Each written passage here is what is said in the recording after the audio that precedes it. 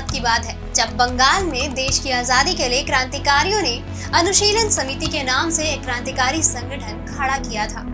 नागपुर से डॉक्टर की पढ़ाई करने आए केशव बलिराम हेडगेवार भी इस संगठन का हिस्सा बने और जेल भी गए।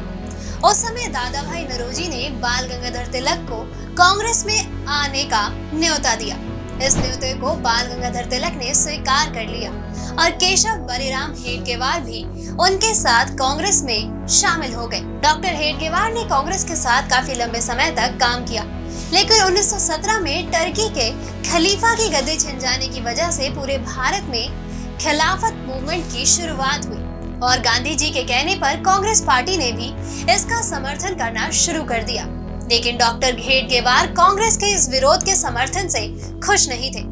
इस नाराजगी के बाद भी डॉक्टर हेडगेवार कांग्रेस का हिस्सा बने रहे, लेकिन इस घटना के बाद डॉक्टर हेडगेवार के दिमाग में कुछ और ही चल रहा था। उन्होंने अब मन बना लिया था कि वे एक ऐसी संस्था को बनाएंगे जो हिंदुओं के हित को लेकर चले और आगे बढ़े। उन्होंने इसकी शुरुआत अपने घर से की। बताया जाता है कि शुरुआत में डॉक्टर हेडगेवार को सुनने के लिए केवल 12 लोग ही आए थे, जिसके बाद यह संख्या हर दिन बढ़ती ही चली गई और एक दिन ऐसा भी आया जब डॉक्टर हेडगेवार को सुनने के लिए हजारों की संख्या में भीड़ जुटने लगी। लोग उनके विचारों से प्रभावित होने लगे और इसी के साथ अब वह समय आ गया था जब संघ की स्थापना की जाए। लेकिन यह काम इतना आसान नहीं था। इसको करने के लिए कई तरह की रुकावटें थी, जिसे पार करना बाकी था। कहा जाता है कि डॉक्टर हेडगेवार ने खुद से ही शाखा लगाना शुरू किया था। शाखा में योग, सूर्य नमस्कार जैसी कई चीजें सिखाई जाने लगी, जिससे प्रभावित होकर धीरे धीरे लोग संघ से जुड़ने लगे। कुछ समय में शाखा में आने वाले लोगों की संख्या कई गुना बढ़ गई। यह देख डॉक्टर हेडगेवार काफी खुश थे, जिसके बाद उन्होंने संघ की आधिकारिक तौर पर स्थापना करने की सोची। वहीं साल 1925 में नागपुर में विजयदशमी के दिन डॉक्टर हेडगेवार ने राष्ट्रीय स्वयंसेवक संघ की स्थापना की, जिसके बाद धीरे धीरे महाराष्ट्र के कई हिस्सों में संघ ने अपनी कई शाखा खोल दी, जिसमें कई लोग आने लगे। लोगों का शाखा के साथ जुड़ना किसी बदलाव से कम नहीं था। दिन पर दिन संघ में लोगों की संख्या तो बढ़ रही थी, लेकिन अभी भी यह केवल महाराष्ट्र में ही सीमित थी। लेकिन अब संघ महाराष्ट्र के बाहर जाने के लिए पूरी तरह से तैयार था और यह मौका तब मिला जब डॉक्टर हेडगेवार को बनारस हिंदू विश्वविद्यालय यानी BHU जाने का मौका मिला। यहाँ आकर डॉक्टर हेडगेवार ने मदन मोहन मालवीय से मुलाकात की, जिसके बाद उन्होंने डॉक्टर हेडगेवार को BHU परिसर में संघ का ऑफिस खोलने की अनुमति दे दी। BHU में डॉक्टर हेडगेवार की मुलाकात माधवराव सदाशिवराव गोलवलकर से हुई। पढ़ाई के साथ गोलवलकर BHU में पढ़ाते भी थे। इस मुलाकात के बाद गोलवलकर भी संघ का हिस्सा बन गए, लेकिन 1940 में डॉक्टर हेडगेवार की मृत्यु हो गई और सभी की सहमति से माधवराव सदाशिवराव गोलवलकर को संघ की कमान संभालने को मिली।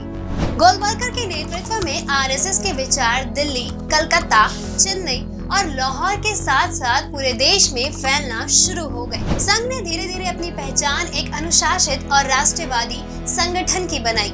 1962 में चीन के धोखे से किए गए हमले से देश सन्न रह गया था।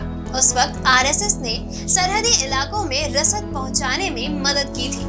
इससे प्रभावित होकर प्रधानमंत्री नेहरू ने 1963 में गणतंत्र दिवस की परेड में संघ को बुलाया था। वहीं साल 1965 में पाकिस्तान से युद्ध के दौरान दिल्ली में ट्रैफिक व्यवस्था सुधारने में संघ ने काफी मदद की थी।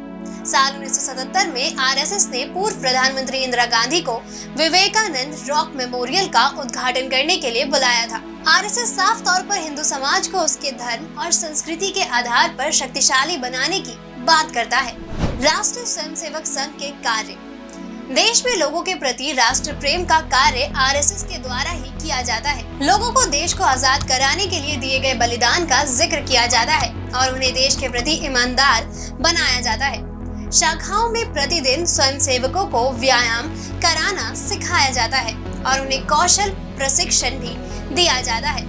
प्राकृतिक आपदा के समय सामाजिक कार्य को करने के लिए प्रेरित किया जाता है और सामाजिक तौर पर पिछड़े क्षेत्रों को बढ़ावा दिया जाता है। लोगों में हिंदुत्व के प्रति प्रेम उजागर किया जाता है और उन्हें असल में हिंदुत्व का मतलब समझाया जाता है। वहीं नई पीढ़ियों को आरएसएस के द्वारा जोड़कर उन्हें सही तरह से अनुशासित जीवन व्यतीत करने का तरीका संघ के द्वारा सिखाया जाता है, जिससे भविष्य में उनको देश प्रेम और अपने धर्म की रक्षा करने का ज्ञान अर्जित हो सके। दोस्तों, अगर आपको हमारा ये वीडियो पसंद आया हो तो इसे अपने दोस्तों के साथ भी जरूर शेयर करें, और अगर आपके पास हमारे लिए कोई भी सवाल हो तो उसे कमेंट में लिख के हमें जरूर बताएं। जल्द ही आपसे फिर मुलाकात होगी एक नई वीडियो पे एक नए टॉपिक के साथ। तब तक के लिए नमस्कार।